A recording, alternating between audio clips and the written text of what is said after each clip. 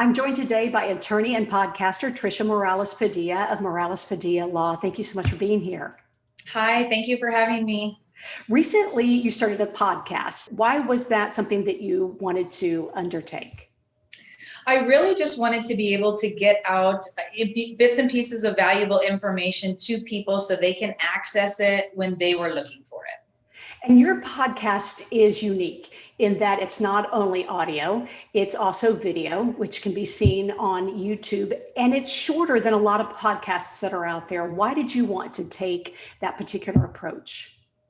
I really just wanted to make it short, sweet, and to the point, and just give bits and pieces of topics rather than kind of overload everybody with 30 minutes, because it could be a lot of information to take in.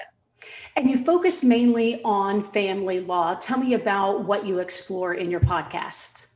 So I just kind of take each piece at a time and just really break it down, what you can expect from a hearing, if you have property, generally how it could be divided, if there's children and stuff like that, custody issues. And so I really just take each topic separately and just talk about that specific topic. So you can kind of weed through exactly what may fit your situation.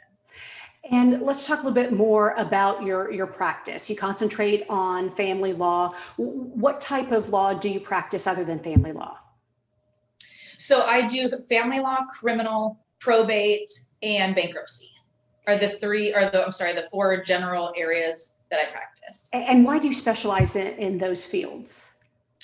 Those are the ones that I've really just found that I like to kind of assist people with those. And those are just pretty much the ones that most people have contacted us, and I've really just take a liking to, and I really feel like I could help people in those avenues. And they kind of can all fit together sometimes. And when someone is looking for an attorney, especially during this time of social distancing, what should they look for? They should look for an attorney that fits their needs. So some attorneys you can still go in person, some attorneys you could not go in person. It really is just what you're comfortable with. Some people are very comfortable with talking to, getting information, hiring an attorney over the phone and Zoom, and others still want that face-to-face interaction. So I would just say make sure that it's what you're comfortable with, and if you still want to go in person, then you need to find an attorney who is also comfortable with that. And one thing I want to touch on is you have an interesting career because you started out in one specialty and then you went to law school. Take me through that. I did. So I initially started out in advertising. I worked in ad agencies after undergrad. And, at that time, I just decided that I wanted kind of a second career and to change my path a little bit. And so at that point, I went to law school. And so this is a second career. And so now I'm almost 10 years in being an attorney. And so what kind of experience does that give you that's unique to you as opposed to some other attorneys?